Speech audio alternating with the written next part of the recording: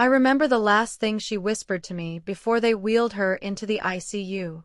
"Tell Bobby. I forgave him." But by then, there was nothing left to forgive. My mother was covered in bruises, her eyes swollen shut, her wrists bent like broken twigs. And Bobby, my older brother? He stood in the hallway of that hospital, arms folded like a schoolteacher who had just handed out detention. He wasn't crying. He wasn't even sorry. He looked me straight in the eye and said, "I didn't hurt her. I was disciplining her. She wouldn't listen." That's when my hands started to shake. That's when I felt the world drop from under my feet.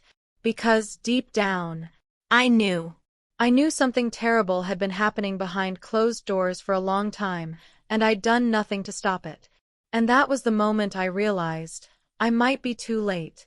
Because 20 minutes later, she flatlined. My name is Margaret Ellen Parker, but most folks around Rockport just call me Grandma Maggie. I'm 84 years old, a retired school librarian, and I've lived in the same cedar-sided house in Maine for over 5 decades. I have 3 grandchildren, a garden full of tulips, and a whole attic of regrets. But none heavier than the one about my mother and my brother Bobby. See, I come from the kind of family where silence was considered strength, where boys were taught to be men before they even hit puberty, and girls learned to swallow pain like cough syrup, without flinching. Bobby was born first. Tall, broad-shouldered, and fast with a belt. People called him charming back then.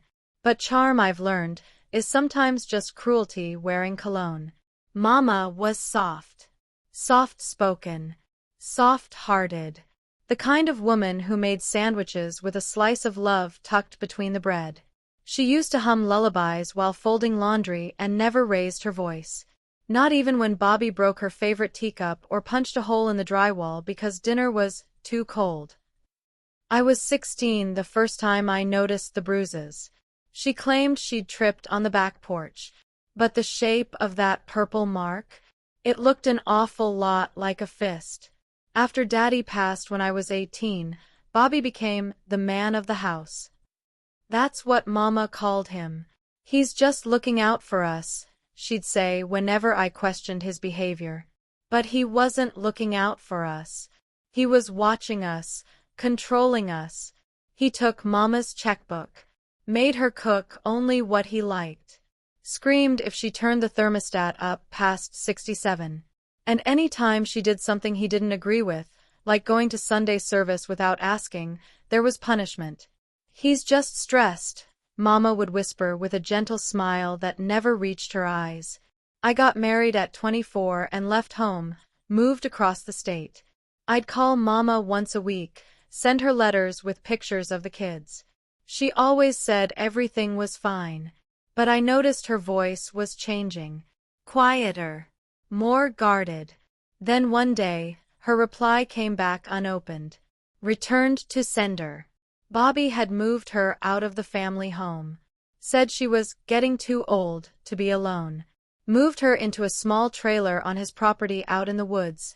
No neighbors, no phone line. Just him and her. It was my grandson's wedding when I finally saw her again. That day, I almost didn't recognize my own mother. She was thinner, like her bones were trying to escape her skin. Her hands trembled when she held her teacup. And when Bobby walked past her chair, she flinched, like a dog waiting to be hit. Later that night, I cornered her in the hallway. "Mama, are you okay?" She smiled. The kind of smile you wear like a mask. "I'm fine, sweetheart. Don't worry about me." But that wasn't an answer. And I saw her eyes dart to the door like someone might be listening. I should have pushed. I should have done more. But I let her walk away. 3 months later, I got the call. "She fell," Bobby said on the phone. His voice was cold, flat. "Slipped in the tub. Might have a few bruises. They've taken her to the county." When I got to the hospital, the nurse looked at me like I was made of glass. "She didn't fall," she whispered. "She's been beaten." Badly. I saw Mama lying on that bed, her breathing shallow, her skin a mosaic of blue and purple. Her rib cage looked like it had caved in. And Bobby. He stood in the corner, arms crossed like he had done nothing wrong.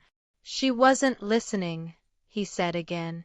She wouldn't stop calling people. Wandering. I had to discipline her. That word. Discipline. Like she was a child who forgot her homework. Like she wasn't a woman who'd carried him inside her for 9 months and wiped his tears at night. Like she deserved it. I stood in that hospital hallway, my fists clenched and my heart ready to explode. I looked him in the eye, and for the first time in my life, I didn't feel like his little sister. I felt like a storm. You did this, I whispered. He didn't even blink. But what he didn't know was that Mama wasn't just bruised. The doctors had found something else, and the police were already on their way. When the doctor pulled me aside, his eyes didn't blink. She didn't fall, he said again, firmer this time. There's blunt force trauma to her back, ribs, and legs. Defensive wounds on both arms. And we found older fractures that had already started healing. He looked at me with pity. I hated that look. She was being abused. Repeatedly. My knees gave out. I slumped into the plastic chair in the hallway as the world around me spun. The hospital's pale green walls blurred, and Bobby's voice, still arguing with the nurse 2 rooms down, sounded like it was underwater. My heart was a hammer in my chest. Not just because my mother was dying, but because I let her walk into her grave, one bruise at a time. I was her daughter, and I had failed her. Bobby was never the quiet type. Even as a boy, he barked orders like a sergeant. Give me that toy, get out of my chair. You're not wearing that, are you? Mama always said, he's just spirited. Like your daddy. But Daddy never hit. When I was 10, Bobby punched a hole through the bedroom door because Mama said no to a sleepover. She bought a new door the next day, and never said a word. When I was 15, Bobby screamed at her over burnt toast. Threw the whole plate against the kitchen wall. I still remember the sound, the crash, the silence, and then her whisper, "It's just a bad morning." But it wasn't just mornings. It was every day. And I realize now, she was training herself to survive. The police came within the hour. It wasn't sirens and cuffs. Not yet. Just 2 plainclothes officers, walking down the hall like they didn't want to make a scene. One of them, a woman named Officer Duran, sat beside me with a notepad. We received a call from the ER staff. They're mandated to report suspected elder abuse. I nodded, but my throat felt glued shut. She asked for names, dates, patterns. I told her what I could. The wedding, the bruises, the trailer in the woods. How Bobby had moved Mama out there and stopped answering our calls. I left nothing out, not even my shame. We'll also need to speak with your brother, she said. Good. Because he hadn't stopped pacing since he got here. His cowboy boots stomped across the linoleum like he owned the place. I watched as they gently pulled him aside. He didn't flinch, didn't ask what this was about. He just leaned back, smirked, and said, "She's an old lady. She gets confused. She hurts herself all the time." That was his defense. That night, I couldn't sleep. They'd moved Mama to the ICU. Machines beeped. Tubes snaked out of her like wires from a broken lamp. Her hand was cold in mine, but she squeezed back. Once, I leaned in and whispered, "You're not alone anymore." But she didn't open her eyes. I stayed until morning, watching, waiting, praying for her to say something. She never did. At 4:22 a.m., her heart stopped. The nurse grabbed me as I screamed. "Get security," someone said. Bobby burst through the door. What the hell happened? I lunged at him. You killed her. But they pulled me back. And he just stood there. Still. Cold. Like her death meant nothing more than a cancelled appointment. The coroner's report came the next day. I read it word for word. 3 cracked ribs. A fractured hip. 2 previous wrist fractures. Healed poorly. Bruising consistent with restraint. Internal bleeding. And this line. The injuries are inconsistent with accidental falls and indicate repetitive trauma over time. That was all the sheriff needed. By Friday evening, Bobby Parker was arrested in front of Mama's trailer. He didn't scream. He didn't run. He just stood there on the porch, arms crossed, jaw tight, as they slipped the cuffs on. What? You think I beat her? He scoffed. She was my mother. I watched from my car as they led him away. She was my mother too, I whispered. But what hurt most wasn't watching him leave. It was knowing that Mama had protected him, even in death.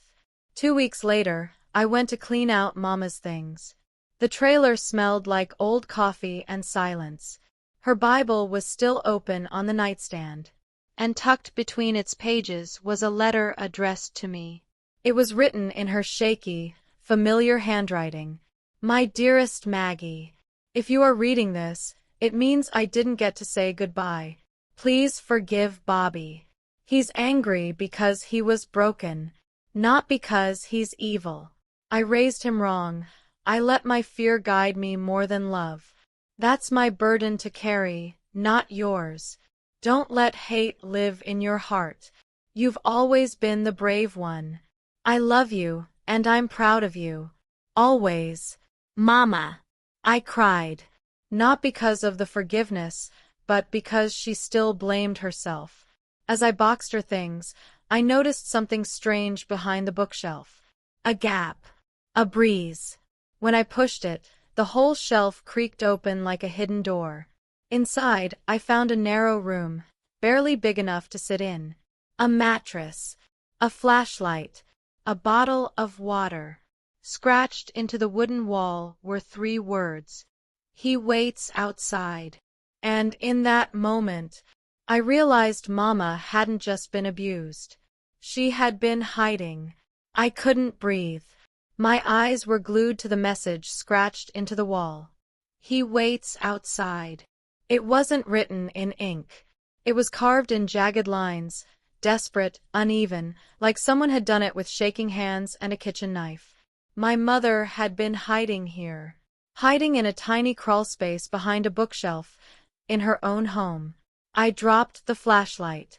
I think part of me wanted to scream, but no sound came. Because the moment I stepped out of that hidden room, I noticed something else. Something worse. A small, battery-powered camera in the corner of the ceiling. Blinking red. Recording. Bobby had always been obsessed with control. But never in my worst nightmares did I imagine he'd stoop to surveillance. It made sense now. Why Mama stopped calling. Why did she whisper so softly, even when no one else was around? Why does she always change the topic any time I ask about Bobby? He was listening. He was watching.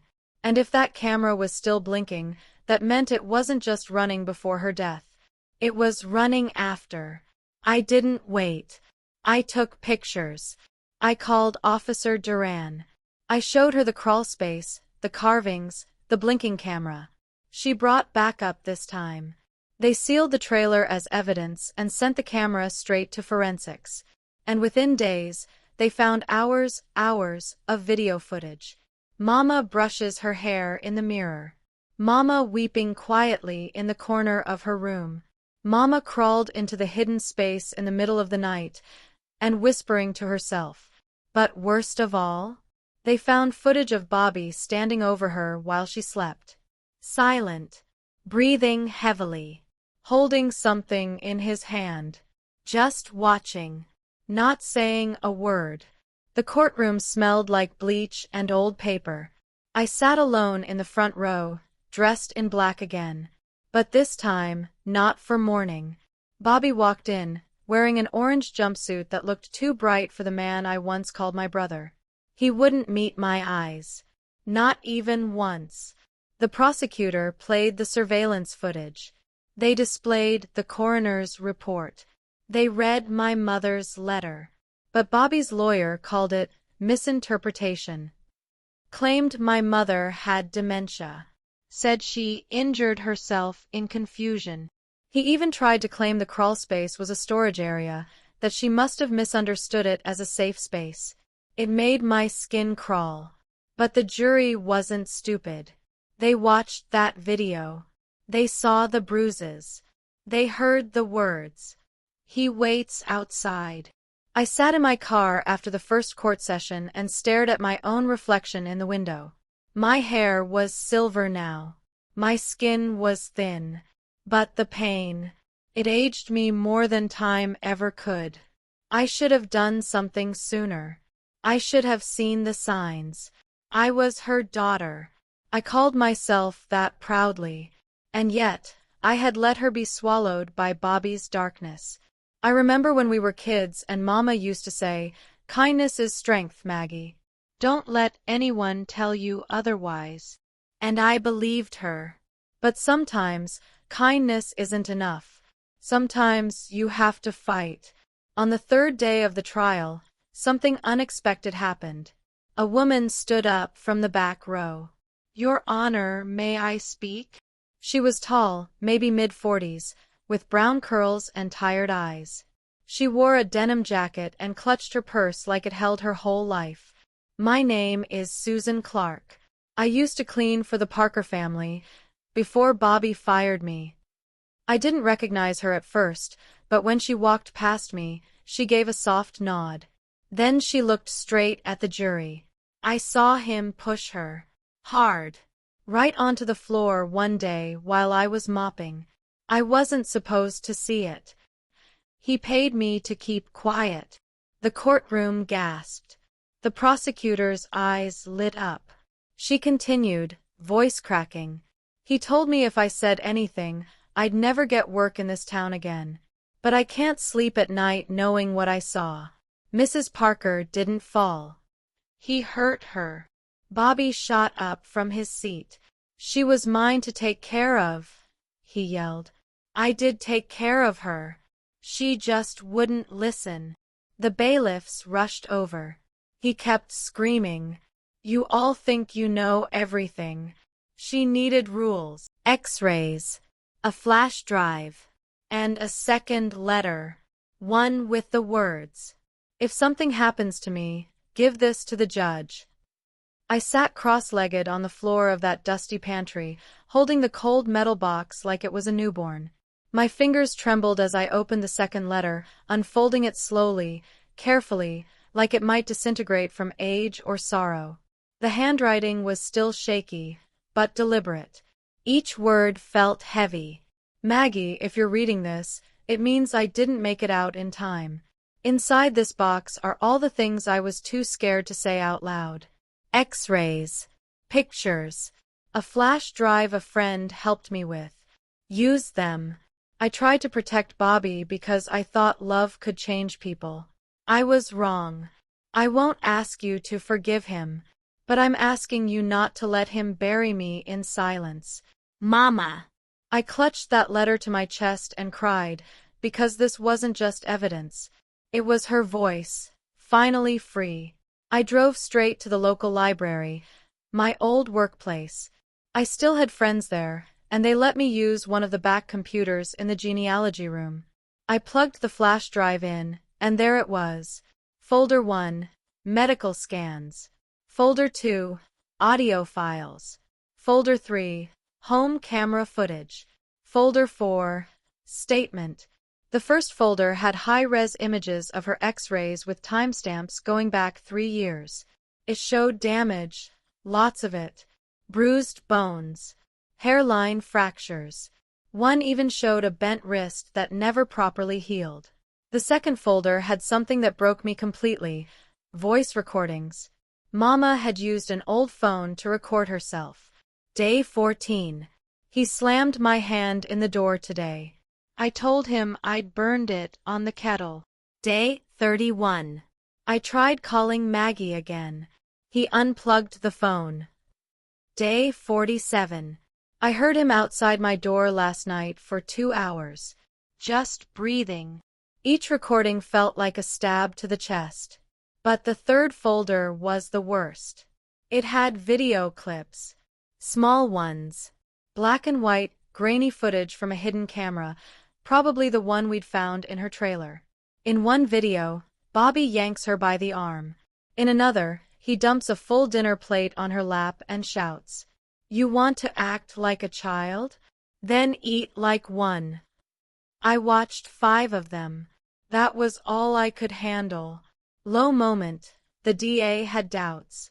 I printed everything, labeled it, delivered it personally to the district attorney's office the next morning. I stood in his office like a soldier reporting for war. "This is from her," I said.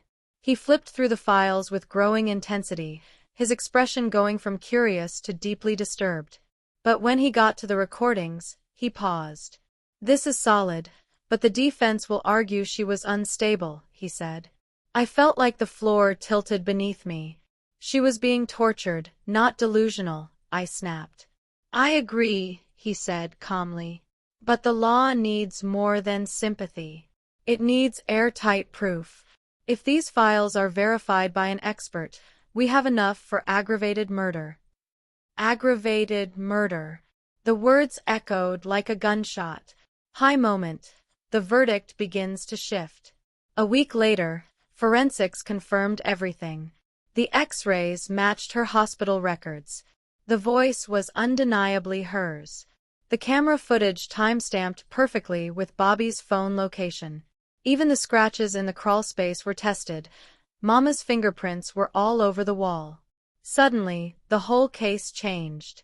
Bobby's charges were upgraded from second-degree manslaughter to aggravated elder abuse and murder with malice. He pled not guilty. But now the jury had more than bruises and emotion.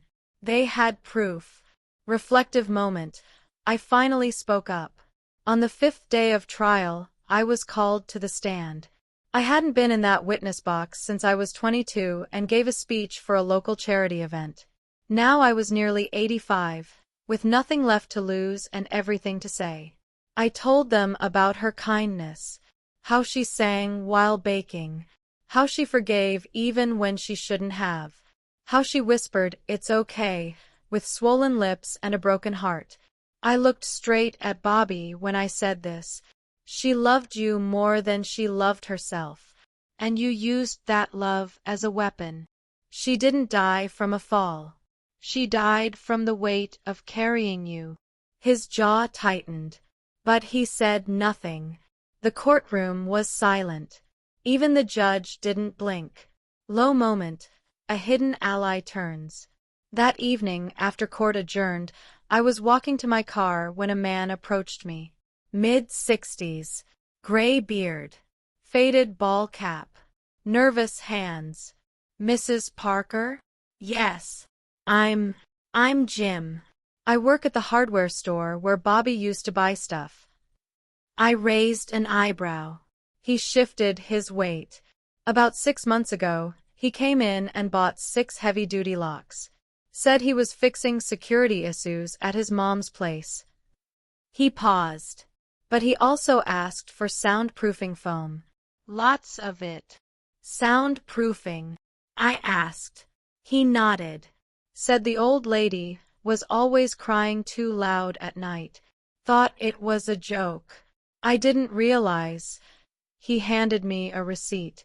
It was dated 2 weeks before Mama's first ER visit, and it was billed under Bobby's name.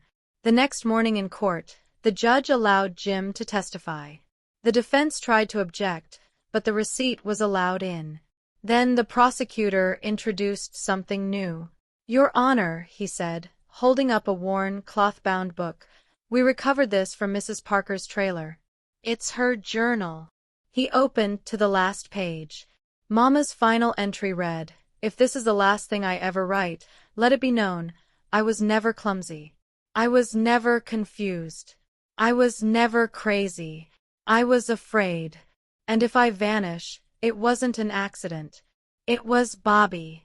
The courtroom gasped. And Bobby. He finally looked scared. The courtroom had never been so still. When the prosecutor read Mama's final journal entry out loud, I watched as the air was sucked right out of the room. If I vanish, it wasn't an accident. It was Bobby. It hit like a lightning bolt, sharp, blinding, and final. Even the jurors who had been quiet and expressionless suddenly sat up straighter, their pens freezing mid-note. Some of them looked over at me. Others turned to look at Bobby. He didn't say a word. He just stared at the floor. Like maybe, for the first time, he realized he was losing. Growing up, Bobby had a gift. He could lie without blinking, could make adults believe he was a golden boy, even while hiding bruises on my arms from where he shoved me down the stairs when I was 12. Teachers loved him. Coaches praised him. Church ladies pinched his cheek and said, "That boy's going places." And he did go places. Straight into Mama's life like a parasite, feeding off her fear. Living in her house rent-free for 22 years. Spending her social security like it was his paycheck. Telling people he was taking care of her while locking the pantry so she couldn't sneak food after 6 p.m. He convinced everyone she was senile. Even me. That's what I hate most of all. On the final day of trial, the prosecutor stood before the jury, holding Mama's letter in one hand and a photo of her bruised back in the other. "Ladies and gentlemen," he said quietly, "discipline doesn't look like this." He walked slowly across the courtroom. This wasn't a fall. This wasn't age. This was power, unchecked. A man who thought no one would believe an old woman. A man who believed love made him invincible. Then he turned to the jury and said, "Let's show him it didn't." When it was the defense's turn, they stumbled. They tried calling it caretaking. They tried saying Bobby was overwhelmed and emotionally burdened. They tried sympathy. But there was none left. The jury deliberated for 4 hours. I sat in the hallway the entire time, hands folded, knees stiff, whispering the Lord's Prayer over and over again until my lips went dry. We were called back in just after sunset. I felt like I couldn't breathe.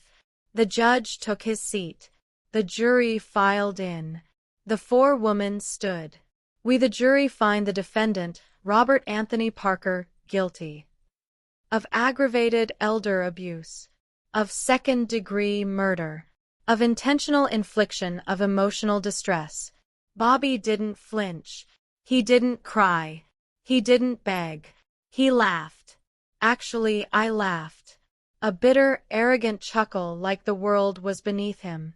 He leaned toward his lawyer and muttered, "Let's see how long this sticks." But then the judge raised his hand. "There is one more matter before we adjourn. Sentencing." The courtroom was silent again. The judge looked at Bobby and spoke slowly. "Mr. Parker, you have shown no remorse. You've disrespected this court, your family, and most importantly, your mother's memory. You manipulated, abused, and ultimately ended the life of a vulnerable woman who trusted you." He tapped his gavel once for silence. "You are hereby sentenced to 42 years to life in state prison, without the possibility of parole before 30 years served." The room erupted. Not with cheers, but with gasps. Relief. Tears. I didn't move. I just stared at Bobby. That was the first time I saw it. Fear. Real, deep fear. He opened his mouth to protest, but no sound came. The same silence he forced on Mama now settled over him. As the officers led him away, he turned to me and said, "You think you won, don't you? You think they'll remember you?" I stood up, tears in my eyes, voice shaking. "No, they'll remember her." And I meant it, because this wasn't about revenge anymore. It was about truth. And that truth was finally loud enough to drown out the years of silence we'd endured. I started a foundation in Mama's name 2 months after the sentencing. The Ellen May Parker Fund for Elder Protection. We provide legal aid, install security systems in low-income elder homes, and teach families how to recognize signs of abuse. We even run a hotline for seniors who feel unsafe but unheard. Every time we save a woman from going through what Mama endured, I feel her smile again. She's gone, but her voice is louder than ever. 6 months later, I received a call from the county records clerk. Mrs. Parker, we just completed digitizing your mother's belongings from the trailer. There's one item we think you should see. They mailed it to me. It was a sealed envelope labeled, "For Maggie, if Bobby ever walks free." I held it in my hand that night, afraid to open it, because if he ever did walk free, what Mama wrote inside could change everything again. And something tells me she knew more than she ever told anyone. I sat alone at the kitchen table, the envelope between my fingers trembling slightly. Outside, the wind whistled through the maple trees, brushing the window panes like old ghosts begging to be let in. For Maggie, if Bobby ever walks free. Even sealed, her words held power. Like a voice frozen in time, waiting for just the right moment to rise again. I lit a candle. Then I opened it. Her handwriting was shakier than before, faded in places, tear-blotted in others. But it was her. Maggie, sweetheart, if this is being read, then he's either out, or someone is fighting to get him out. And if that's happening, then you need to know something I never told anyone. Not the nurses. Not the lawyers. Not even God when I begged him to give me peace. Bobby isn't just angry. He's broken. And I think I know why. It started after your father died. Bobby was 26 then. He found some old boxes in the attic while helping me clean. Inside them were letters. Letters from a woman named Carol. I never knew who she was, but they were passionate, romantic, and signed, "Forever Yours." Bobby thought they were mine. That I'd cheated on your father. That I'd ruined our family. He confronted me in the kitchen. He screamed. I tried to explain they were from your father's college sweetheart. He'd kept them, never sent them. A forgotten drawer of history. But Bobby, he never believed me. He changed after that. Mama's letter continued, each line darker than the last. He began watching me, questioning everything. I think in his mind, I became the enemy, an unfaithful wife, a liar, a shame. But I wasn't. Still, he punished me for it every day. Like if he could discipline me enough, maybe the truth would disappear. And even though I knew none of it was real, I let him. Because I was scared, and because I believed I had failed him. That broke me. Mama spent the last years of her life being punished for a misunderstanding, for a set of letters that had nothing to do with her. I sat there in shock, realizing that the root of all the pain Bobby caused wasn't just cruelty. It was a delusion. I didn't want to, but I had to. A part of me needed to see him, to understand if he truly believed what he did, or if he was just evil. So I signed the visitation papers, and 2 weeks later, I sat across from him in a cold, gray prison booth, thick glass between us. He looked thinner, paler, but his eyes still carried that same stubborn glint. He picked up the phone first. "I knew you'd come." I didn't return the smile. I found Mama's letter, the one she wrote for me, Bobby. He didn't flinch. She told me about the letters from Carol. That you thought she cheated. That you blamed her. He said nothing for a long time. Just stared. Then he whispered, "I know what I saw. And I know she lied." I shook my head. "No. You convinced yourself of something that wasn't true. You punished her for something she didn't do." She betrayed him, he hissed. No, you betrayed her. Weeks after the visit, I got a call from a lawyer. Not mine. Not the DA. Bobby had appealed. Claimed he was mentally unfit during the trial. Claimed the state ignored his trauma. His new legal team wanted to retry the entire case, arguing for a reduced sentence or psychiatric hospitalization. They had momentum. A group of mental health advocates had picked up his story, calling it elder abuse misunderstood through the lens of generational trauma. I couldn't believe it. I had seen what he did, heard Mama's whispers, held her bruised hands, and now they wanted to rewrite history. The internet exploded. Some people rallied behind Bobby. Articles were written. Was he a monster or a misunderstood son? He lost his father young. Now he's losing his freedom. I sat in my living room one night, watching the news call Mama a fragile but confusing figure. They used words like alleged and unconfirmed, even with all the evidence. It made me sick. It made me furious. And then, it made me act. I opened my laptop. I uploaded Mama's recordings, the X-rays, the video footage, and her journal. All of it. I posted it under the title. My brother said he was disciplining our mother until she died from the pain. This is the proof. Within hours, it went viral. By morning, national news outlets were calling. And I knew. If Bobby's team wanted to fight in public, so would I. Because now the whole world would hear her voice. And this time, they would believe her. When I posted the recordings online, I didn't know what would happen.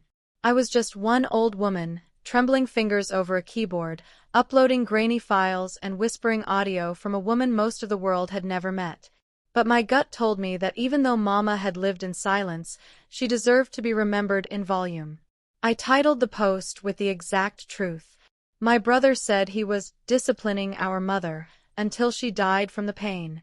This is the proof. It spread like wildfire. By midnight, over 2 million views. By dawn, I was on the phone with CNN. People weren't just watching, they were weeping. Comment sections flooded with outrage and love. This woman was a hero. She documented her own abuse to protect others. I work with elderly care victims. This is the clearest case of generational trauma weaponized as violence I've ever seen. We believe you, Ellen May Parker. We believe you. Within 48 hours, a national movement formed. #Justice for Ellen May. TikToks, podcasts, news panels. People held candlelight vigils across nursing homes and community centers. Women in their 80s were interviewed, sharing their stories for the first time. Mama became a symbol. She became more than a victim. She became a voice for every woman who suffered in silence. The pressure worked. It reached the courts. Bobby's appeal hearing was scheduled. His new legal team scrambled to shift the narrative. They claimed I'd exploited private family trauma for online sympathy. They said Mama's tapes were edited, her bruises inconclusive, and the journal unverified. But what they didn't realize was that the nation had seen the truth, and truth has a momentum all its own. 3 days before the appeal hearing, I got a call from someone I never expected. Mrs. Parker, this is Senator Abigail Rhodes. I saw your post. I read every word. She was a tough, silver-haired woman who led elder justice reforms across the country. She told me she wanted to use Mama's story on the Senate floor. This isn't just a personal tragedy, she said. It's a national wake-up call. And she meant it. That week, she proposed the Ellen May Act, which would mandate hidden surveillance be reported and investigated in elder care, expand funding for elder abuse hotlines, create a national registry for repeat domestic abusers over age 65. Mama's name, was going to be in history books. I cried for 3 days straight. One night, I sat on Mama's old porch swing, holding her letter again. The one where she asked me not to let hate live in my heart. I thought about that. I still don't hate Bobby. But I'll never forgive him. Because what he did wasn't just murder. He erased a woman. He tried to bury her story under discipline and caretaking. And had I stayed quiet, it might have worked. But now, her voice is louder than he ever imagined. The courthouse steps were lined with people that morning. Seniors in wheelchairs, teens with protest signs, journalists, advocates, women in pearls holding candles. Inside, Bobby was brought out again in shackles. His hair was thinner now.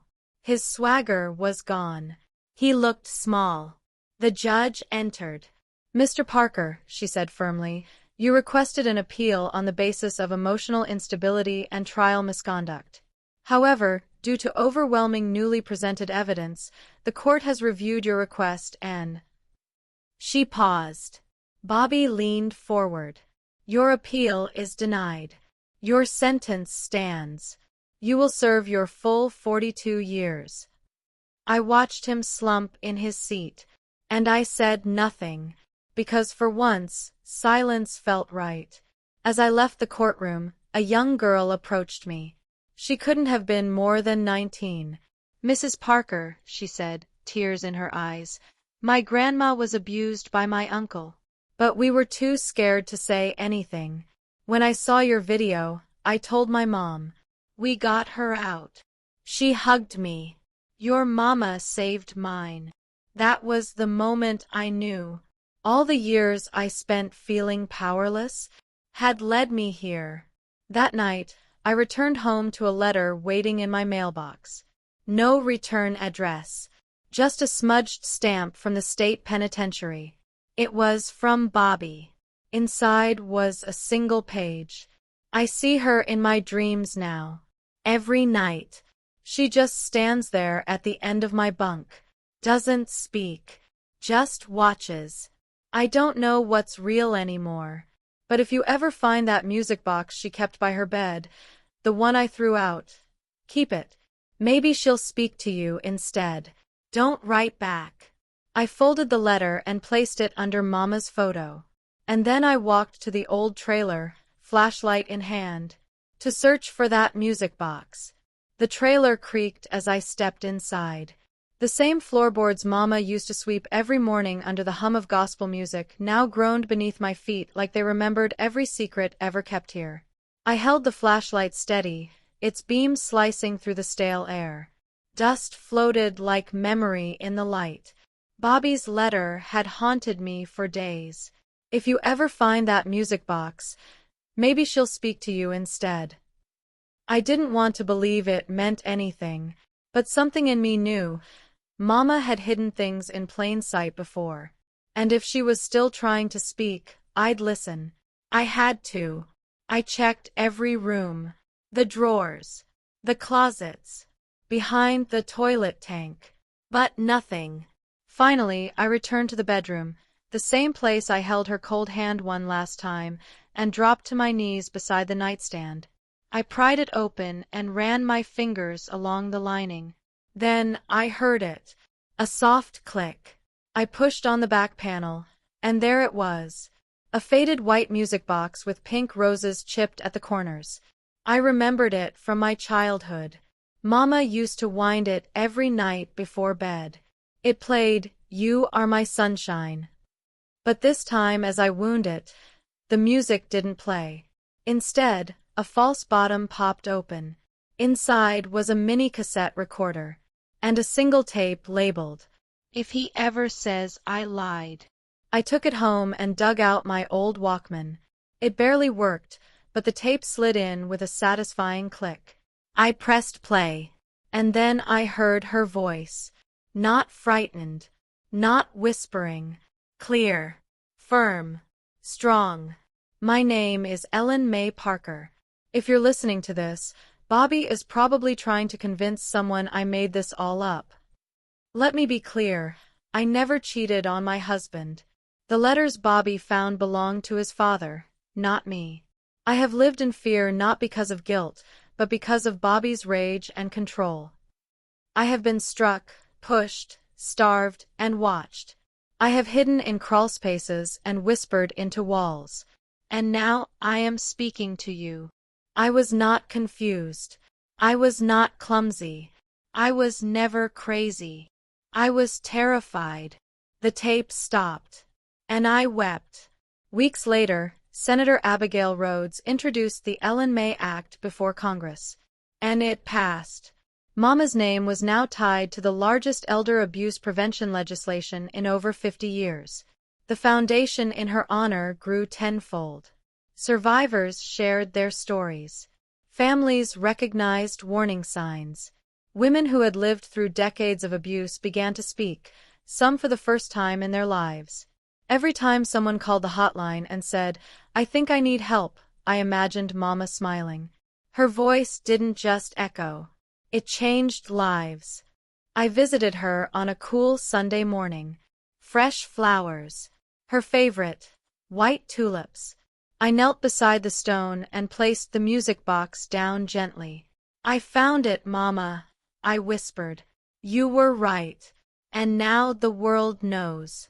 I turned the key slowly and let it play. For the first time in years, the melody worked. "You are my sunshine, my only sunshine." And I swear, I felt her. Not just in the wind or the warmth of the sun, but in my chest. Strong. At peace. I'm 85 now. People often ask me how I found the strength to speak up so late in life. The answer is simple. Love doesn't age. Mama loved quietly. She gave and gave, even when it cost her everything. And I almost let that love die with her. But now it lives on. In every phone call. In every survivor. In every woman who finally whispers, "Me too." This story isn't just about what happened in our home. It's about what we let happen in silence. So if you're reading or listening, and you've ever doubted yourself, believe what your heart is screaming. Speak. Fight. Protect. Because discipline should never leave bruises. And love should never leave you afraid to sleep. Last I heard, Bobby was transferred to a psychiatric facility after attacking a guard. They say he still screams at night. Still says Mama stands at the foot of his bed. Maybe she does. Maybe that's the only justice he'll ever understand. And maybe that's enough. If this story touched your heart, don't let it stop here. Share this video to help others recognize the silent signs of abuse. Broken heart. Speech balloon, drop a comment. I hear you, Mama. Round pushpin, tell us where you're watching from, and let's make Ellen May's voice echo across the world. White heavy check mark, subscribe for more true, powerful stories that remind us of the strength hidden behind silence. Because sometimes, the quietest people have the loudest truths.